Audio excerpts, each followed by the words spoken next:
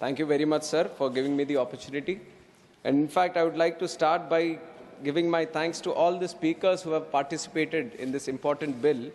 And right from Syed Nasir Hussain ji, Raghav Chadda ji, Shambhu Patel ji, Sagarika Ghosh ji, Kanimoy ji, Ghanshyam Tiwari ji, Ramji Lal Suman ji, Niranjan Reddy ji, Shri Brijlal ji, Sulata Dev ji, HD, former Prime Minister who is also here, HD Devegowda ji, Fauzia Khan ji, Santosh Kumar ji, Bhim Singh ji, Haris Biran ji, Geeta Chandra Prabha ji, A. Rahim ji, Parmal Salam Singh ji, Mission Ranjan Das ji, Ramchandra Jangra ji, Ajit Madhavrao ji, Priyanka Chaturvedi ji and Sushmita Dev ji.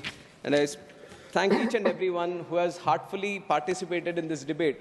And through this debate, many suggestions which are very, very important for us as a ministry to know. Some of the feedback is very, very important for us to know that has come through all the speakers. And some have maybe crossed the line a little bit and used this debate for their own political purposes. I would not delve too deep into that because that is something the opposition, it has a right to do it and it keeps doing it all the time. But I'll keep the debate very positive and I'd like to comment on all the important suggestions that have come in. And I would like to start also by addressing the elephant in the room, which is about the name of the act, Bharatiya Vayuyan Vidhayak. I also understand that it might be a little difficult thing to pronounce for a lot of people. गले में अटकता होगा ये, पर कोई शर्मिंदा की बात नहीं है इसमें. कोई ऐसे वो शर्मिंदा होने की कोई बात नहीं है. This is something you have to know the intention with which the government has put this name. That is ये है कि भारत की जो विरासत है, संस्कृति है, जो पहचान है, उसको दिखाने की, दर्शाने की एक प्रयत्न ये 3 वर्ड अभी रखने की है. इसमें कोई कॉन्स्टिट्यूशनल वायलेशन कहीं पे भी नहीं है. जो भी आर्टिकल्स मेंशन किए गए हैं, उसका कोई भी कहीं पे भी उसका ऑपोजिशन या कुछ किया नहीं है. One of them is Article 348(1) has been mentioned, which says about the authoritative text. That is definitely in English, it is there. And also the bill is, it's been mentioned about Article 120, but that also there is no violation about it. And the Official Language Act also, it is in accordance with it. So there's no point of constitution, but there might be a feeling that something has been imposed. And I also am a very proud Telugu person. I speak Telugu language, I write Telugu language, and I'm proud of my culture and my upbringing. So you might be questioning, you're a Telugu person, how can you allow this kind of this thing? अरे हमारे तेलुगु में भी भारत तो भारत ही बोलते हैं. Vayu is also a Telugu word. So Bharatiya Vayuyan Vidhayak becomes half Telugu for me also. So it is a mixture of all the languages here. It is like everyone coming together, we want to this thing. With the colonialization, there has been a small cocoon that has been developed. And it is, let me reply, sir, I have carefully listened to each and every one. No matter what the allegation is, whatever the suggestion is, I have listened to each and every one, and I'll address the chair. So when this whole colonialization happened, we were created like a cocoon. Now, under the leadership of Honorable Prime Minister Narendra Modi ji, we want to break that cocoon and bring the butterfly out and show the colors of true India, and that is what we are doing here. And this name is a small indication towards it. The text is there in English, so there shouldn't be any problem for any English-speaking person to in fact get afraid that there are 3 words here. कभी तो अभी लगेगा कि Copernicus lane है यहाँ पे, किसी के गली में अटकता है तो बदल दे क्या उसको? कॉपरनिकस लेन तो है ही. And my name is Kinjarapu Ram Mohan Naidu. And when some people say Kinjarapu, there might be some problem with them. They can't pronounce it the way I pronounce it. But that doesn't mean that I'll change my name so that it becomes easier for them. ये तो मेरी पहचान है.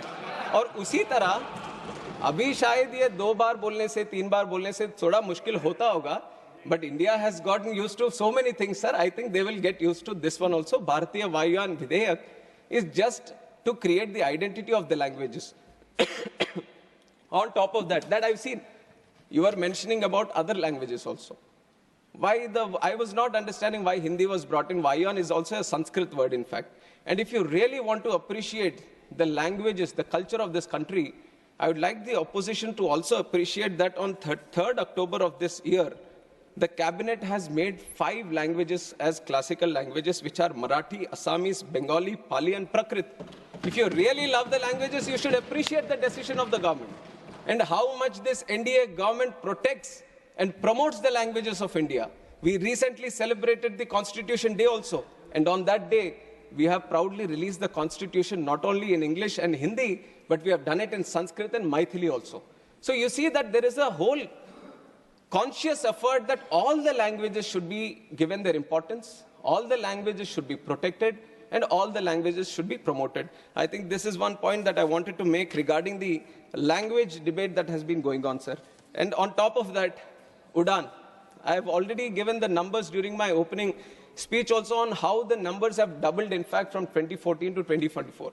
Now we have gone through the numbers. We have seen all the airports coming up. We have seen the lot of passenger traffic being increased. Sometimes when we go through it, when it becomes a normality, we kind of feel that it is just a regular thing that has been happening. But if you have to compare it with the other developing countries or developed countries, then you would see that how doubling a number in 10 years is very, very difficult, sir.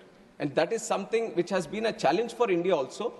And that challenge has been successfully addressed, and we have doubled the number of airports, doubled the number of passenger traffic that we have, and doubled the number of aircraft fleet.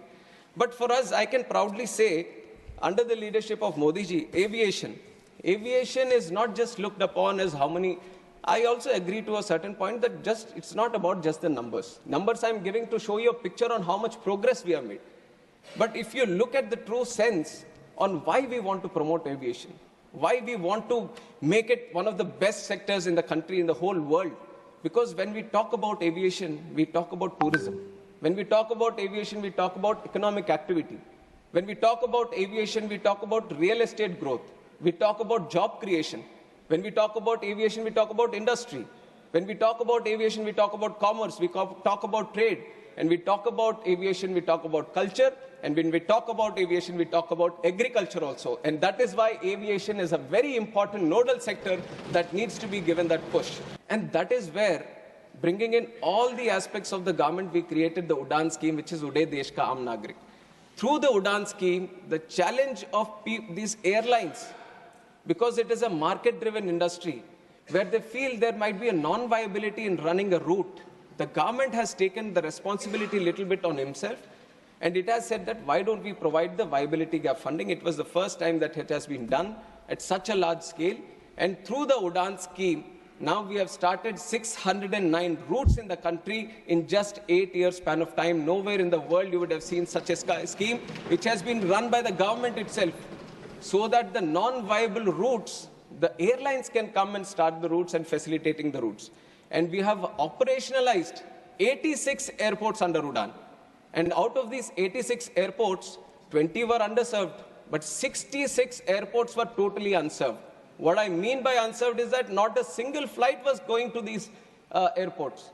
But that was a challenge the government has taken up. Now we have constructed the airports, but we have to start the airline connectivity also.